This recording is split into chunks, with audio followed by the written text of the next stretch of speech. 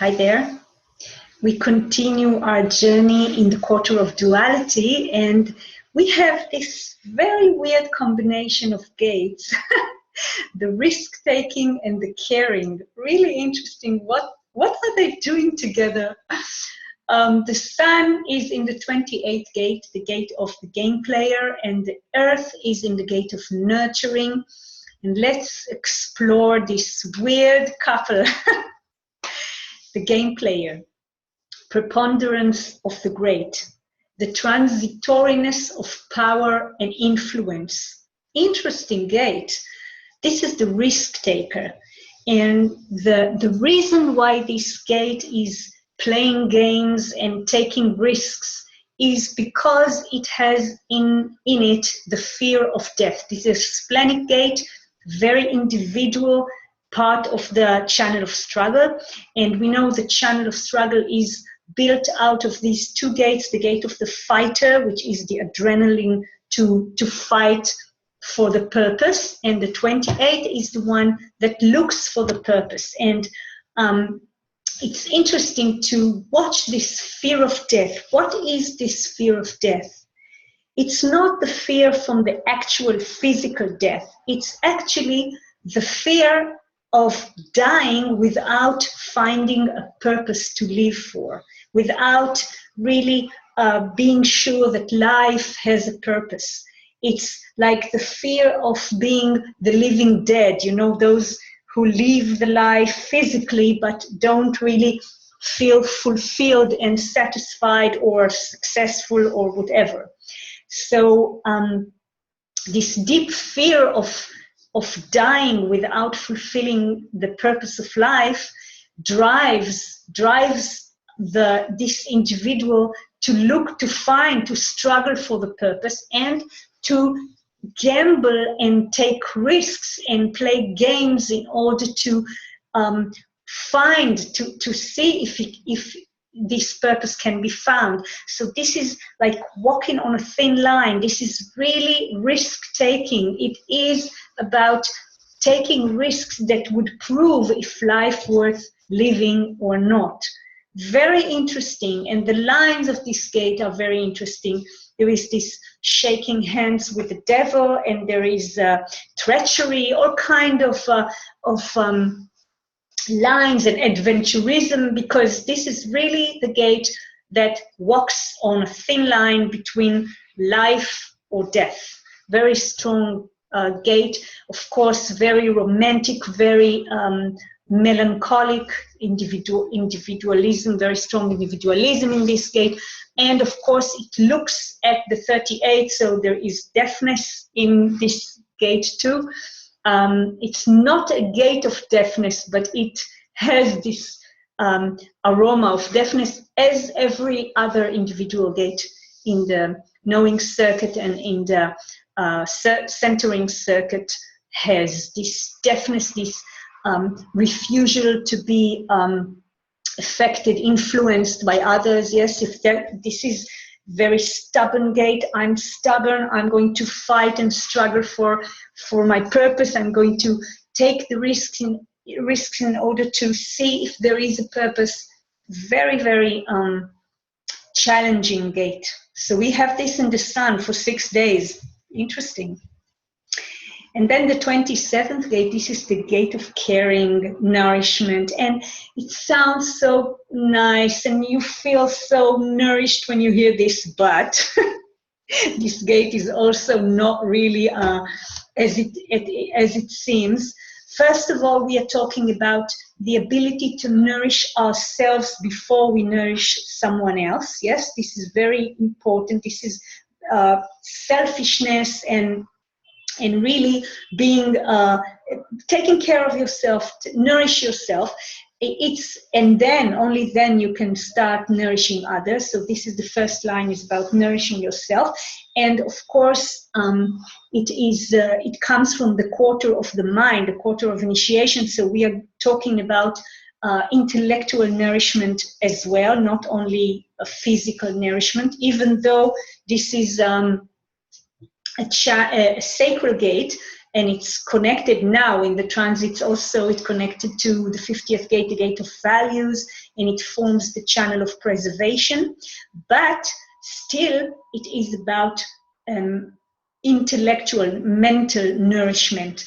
And this is part of the defense circuit, as long as, together with the channel of intimacy. So these two channels are the channels that are responsible for bringing babies, and then nourishment and upbringing them and giving them the intellectual values in order to preserve the tribe. Very interesting. So we have this channel of preservation as a global conditioning pattern, and of course that lights up also the 28th gate and also the other activations that will touch them. And we also see that the moon, okay, let's look at this. The moon forms the channel of community. So we have these two tribal channels, very tribal activations that are condition all of us together. So it's interesting, and it of course can if we add Jupiter that just got into the gate of depth and gives us practical solutions about relationships, so we can find ourselves wanting to that the practical splenic solution that comes out is to marry our partner and start having kids and nourish them. But this is only transit, so wait, it will pass. The moon will go after 10 hours, will move along in its journey, and the channel of preservation also will disappear soon. So please, decisions are made from strategy and authority, not from the transits. Tomorrow, Mercury is going to release this channel of preservation, and we are going to have Mercury in the game player too. So we are not only going to feel this energy very strongly, we are also going to communicate about risk-taking and weird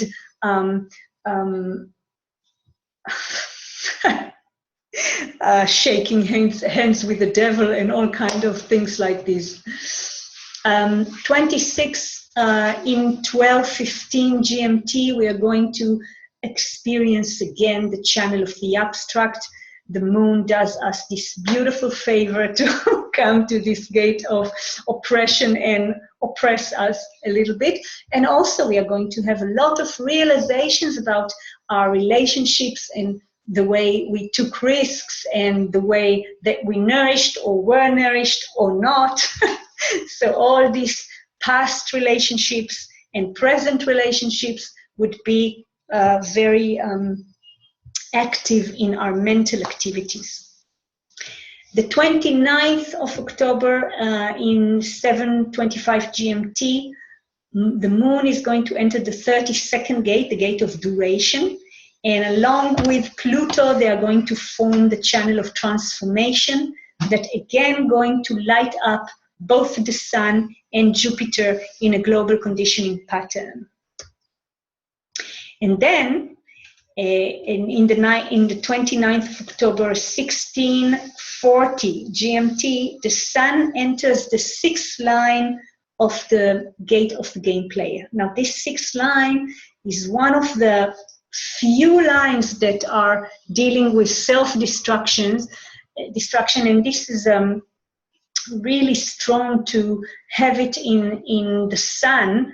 The line is called Blaze of Glory, and it's the blue line says sacrifice rather than capitulation to the law of deterioration. And it has both sides are not easy. Regeneration and renewal, no matter what the price. Remember, walking on this thin line, and I'm going to have it or I don't care. And the other side is self-destruction. But also, I see the exaltment as mixed very strongly with self-destruction. I mean, I'm going to take the risk. I'm going to gamble no matter what. And, you know, gambling has two sides. You win or you lose. usually you lose. Very strong when it's in the sun. And an interesting thing to see is that the moon, when it is in the line of the game, the gate of duration, yes, the gate of continuity, the 32nd gate, and the sixth line of this gate is also a very, very strong line in the detriment of self-destruction. But here the program is being nice to us.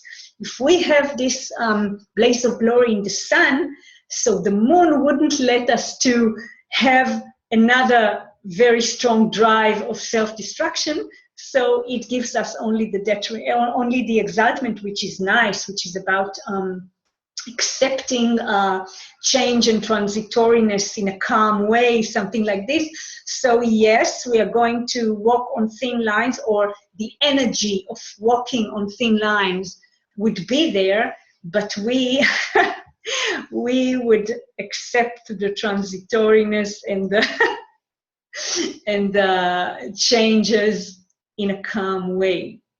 So this is interesting to watch, and of course this splenic activation of the global conditioning patterns lights up again Jupiter with their practical solutions, and Mercury that just got into the 44th gate coming to me. So we are going to be very alert.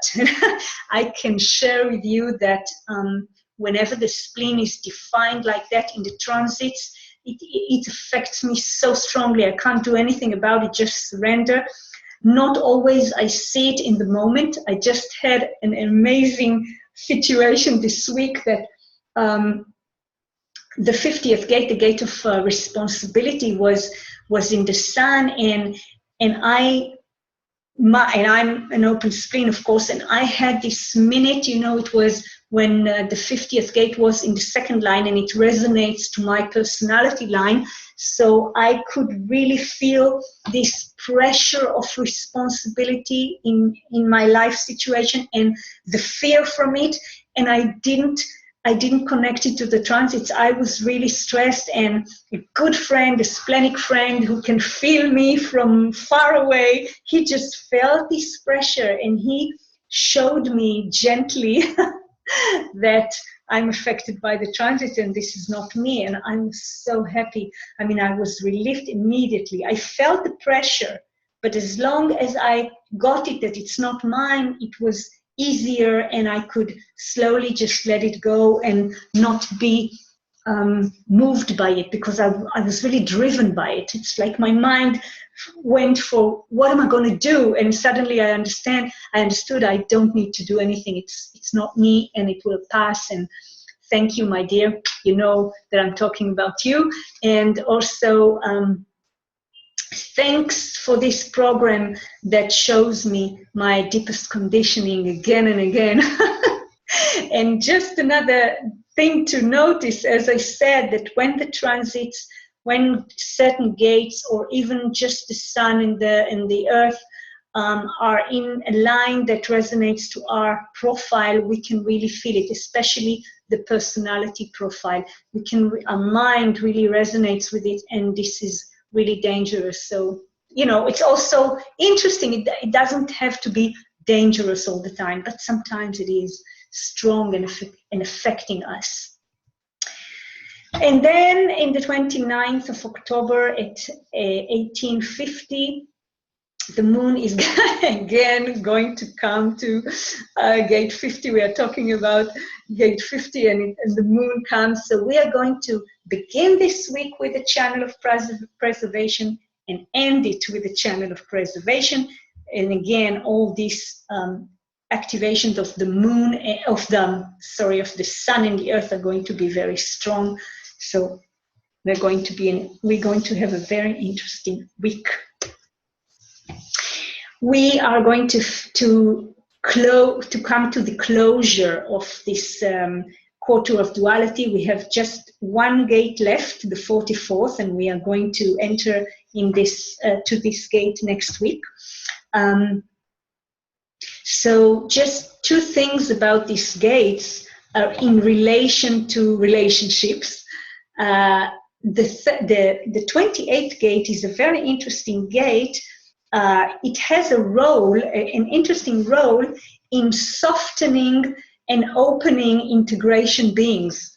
People that have channels from the integration channels, and they are very selfish and self-absorbed, and they don't see the other, especially if they have only integration. This is really strong.